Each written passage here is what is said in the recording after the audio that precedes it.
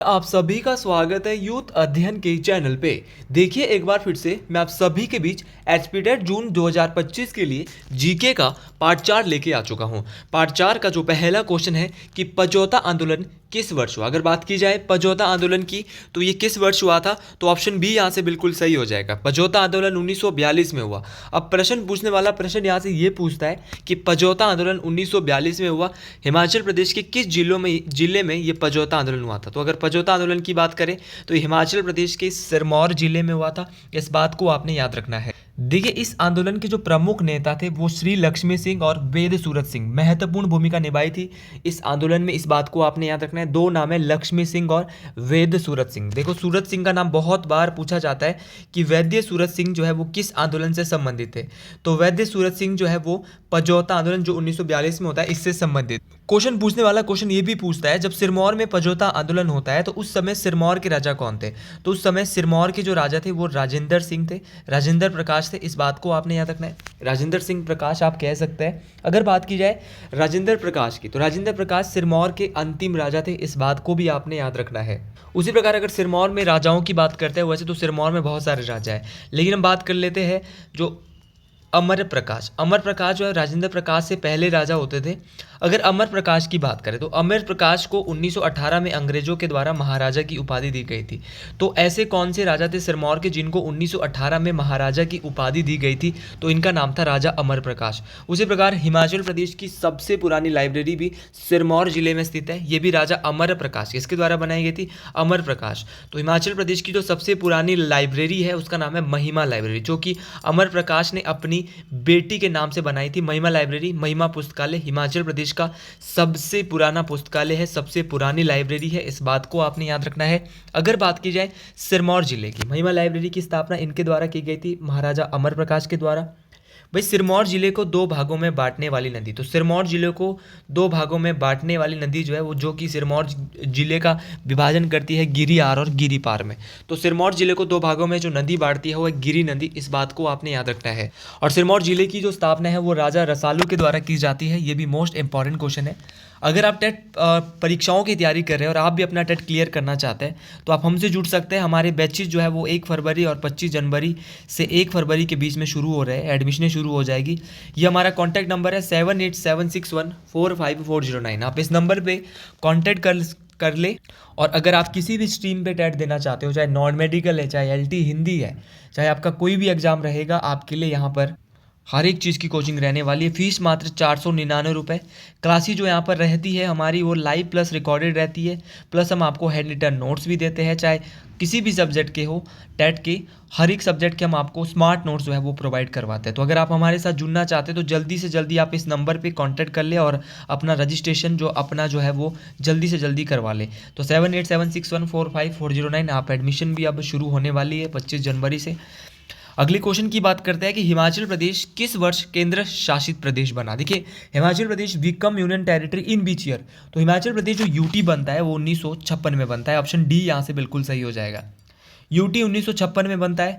सबसे पहले यहाँ से बहुत सारे क्वेश्चन बनते हैं। क्वेश्चन बनता है कि हिमाचल का गठन कब हुआ। तो हिमाचल का जो गठन होता है वो 15 अप्रैल 1948 को होता है। ये मोस्ट इंपॉर्टेंट बात है।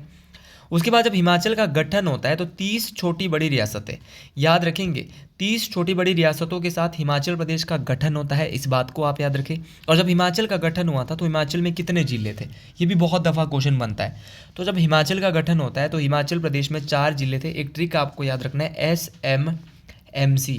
ये ट्रिक चलता रहेगा। और कब तक चलेगा, लास्ट तक चलेगा। हमारी 100 वीडियो जब तक टेट की पूरी आ जाएगी तब तक ये चलता रहेगा।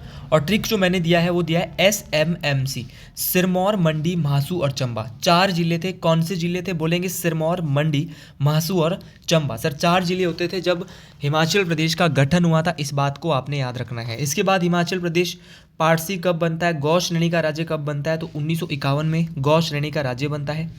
इसके बाद 1954 में हिमाचल प्रदेश में क्या मिला लिया जाता है, बिलासपुर। और बिलासपुर को हिमाचल का कौन सा जिला बनता है, तो 1 जुलाई, एग्जैक्ट याद रखना है भाई, पूछा जाएगा। 1 जुलाई 1954 को बिलासपुर जो है हिमाचल प्रदेश का 5वां जिला बनता है। इस बात को आप याद रखें, ये भी मोस्ट इंपॉर्टेंट बात है।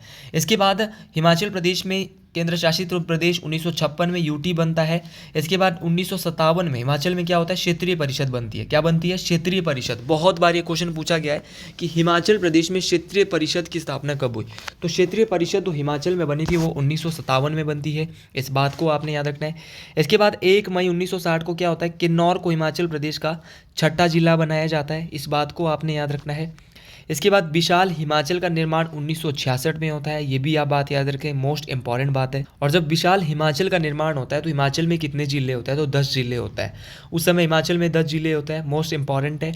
और 1971 और पूरे डेट अगर बताऊं मैं आपको तो 25 जनवरी 1971 को हिमाचल प्रदेश को पूर्ण राज्य का दर्जा मिलता है और हिमाचल भारत का 18वां राज्य, कौन से नंबर का राज्य बनता है, 18वें नंबर का राज्य बनता है, इस बात को आपने याद रखना है। और 1972 में ऊना और हमीरपुर को भी अलग जिले बना दिए जाते हैं और 12 जिलों की संख्या इसी के साथ हिमाचल प्रदेश में होती है, जो कि वर्तमान तक भी है। तो सारे क्वेश्चन टेट परीक्षाओं के लिए बहुत काम रहने वाले, आपके लिए परीक्षाओं में सीधे काम आएंगे, इस बात को आपने याद रखना। अगले क्वेश्चन की ओर बढ़ता है कि कौन सी पर्वतमाला किन्नौर और स्पीति को तिब्बत से पृथक करती है। तो ऐसी कौन सी पर्वतमाला है जो कि किन्नौर और स्पीति को पृथक करती है। मतलब ये क्वेश्चन इतना इंपॉर्टेंट है, बहुत बार ये क्वेश्चन परीक्षाओं में पूछा गया है और एक बार नहीं हज़ारों बार हिमाचल प्रदेश की परीक्षाओं में इस क्वेश्चन का रिपीट होना रहता है। तो वो कौन सी पर्वत श्रृंखला है, तो ऑप्शन ए यहाँ से बिल्कुल सही हो जाएगा, जास्कर पर्वत श्रृंखला। और अगर जास्कर पर्वत श्रृंखला की बात करें तो जास्कर पर्वत श्रृंखला की जो सबसे ऊंची चोटी है वो शिला जो है वो जास्कर पर्वत श्रृंखला की सबसे ऊंची चोटी है, जिसकी हाइट है 7025 मीटर, इस बात को आपने याद रखना है। 7025 मीटर शिला चोटी की हाइट है, इस बात को आप याद रखें। देखिए जास्कर पर्वत श्रेणी पे ही आती है शिला चोटी, इस बात को आप याद रखें। शिला जो है जो अपर वाला है, जो क्या बृहत हिमालय है, वो जास्कर हिमालय के अंतर्गत सहारा जो एरिया आता है उसकी मैं बात कर रहा हूँ। रियो फर्ग्यूल चोटी है, रियो फर्ग्यूल की बात करें जिसकी हाइट 6791 मीटर है, ये भी जास्कर श्रेणी में ही आती है।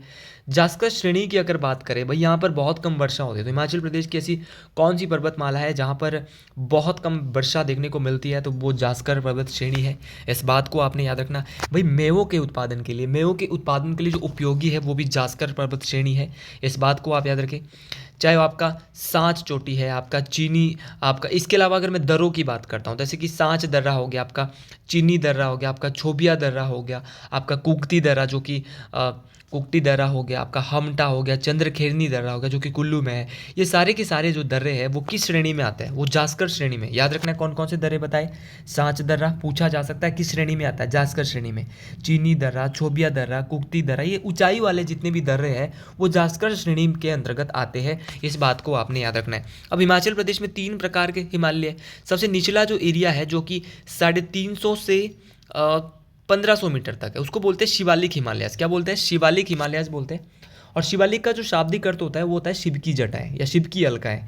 तो ये बहुत बार पूछा गया है, शिवालिक का शाब्दिक अर्थ तो शिव की जटाएं या शिव की अलकाएं।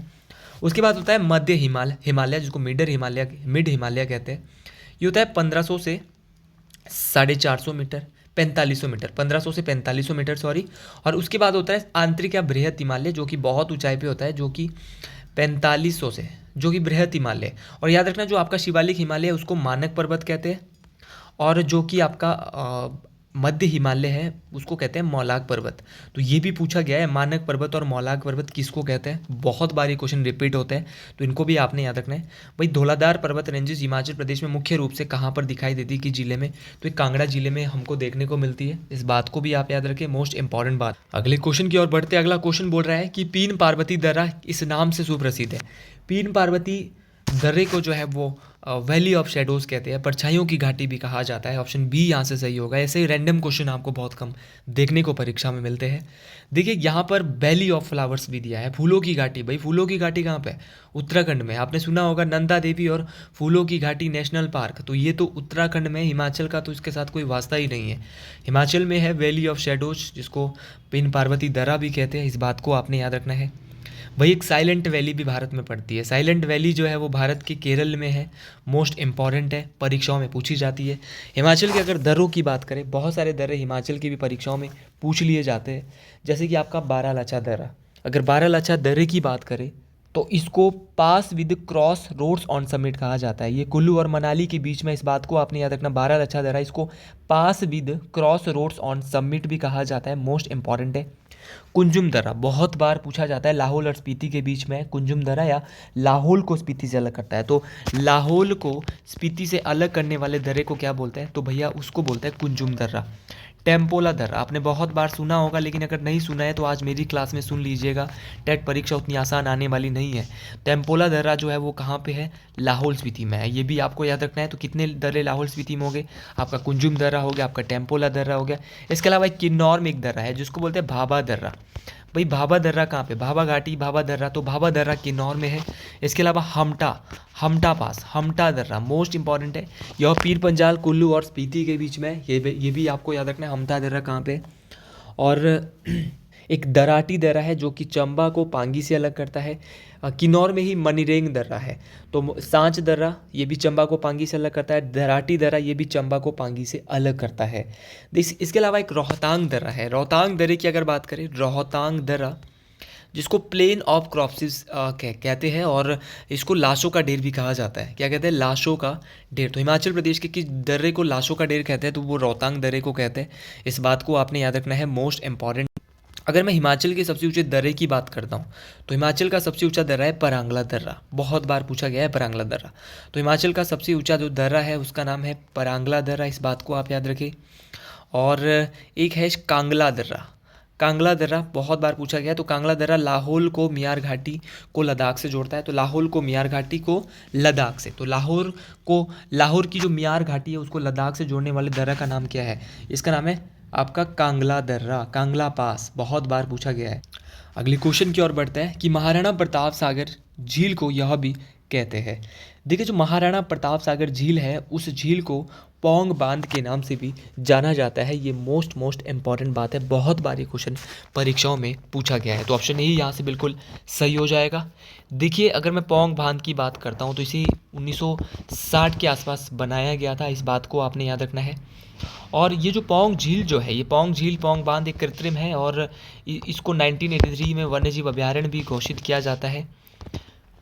और यहाँ पर एक दुर्लभ लाल गर्दन वाला ग्रीब भी पाया जाता है। तो हिमाचल प्रदेश का ऐसा कौन सी झील है जहाँ पर दुर्लभ लाल गर्दन वाली ग्रीब पाई जाती है? तो वो पौंग बांध है। इसके अलावा आपको कोल बांध नज़र आ रहा होगा। कोल बांध आपके बिलासपुर में है। ये भी मोस्ट इंपॉर्टेंट है, परीक्षा में पूछा जाएगा। चमेरा बांध चमेरा झील के पास है।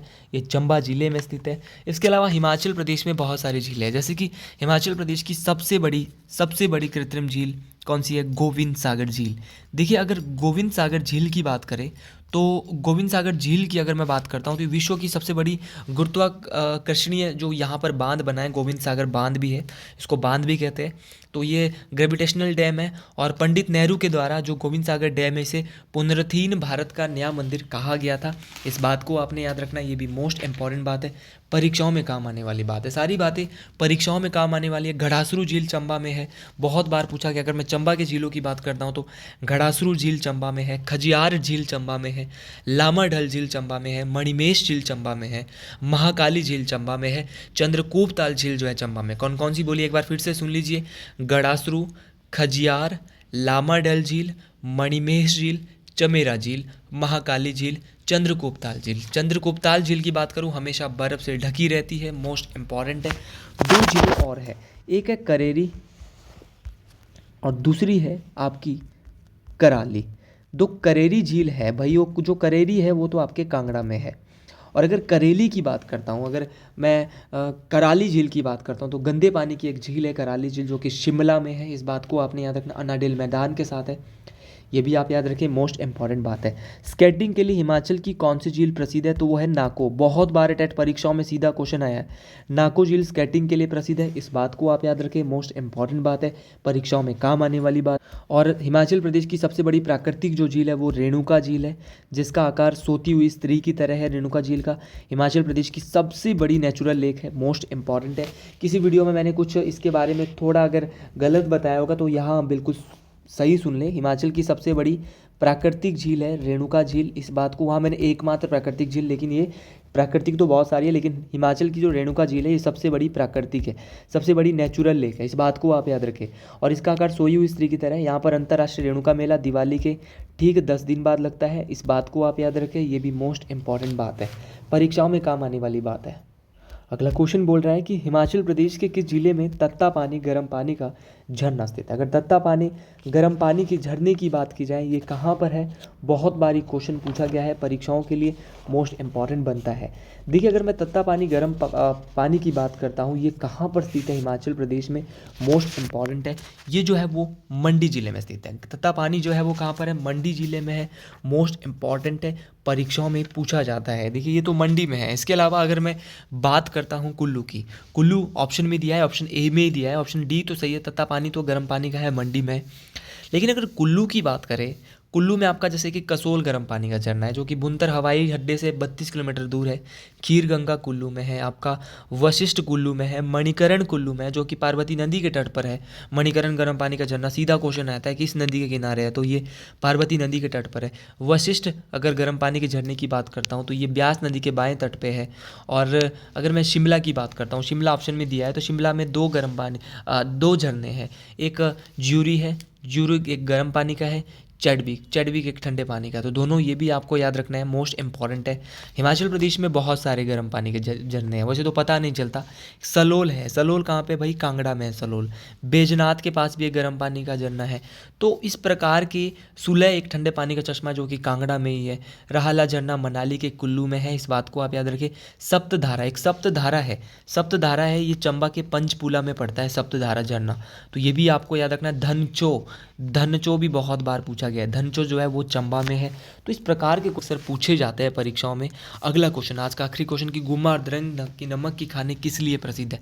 तो ये जो गुम्मा और द्रंग की जो नमक की खाने हैं, ये रॉक साल्ट के लिए प्रसिद्ध है, नमक की खाने हैं।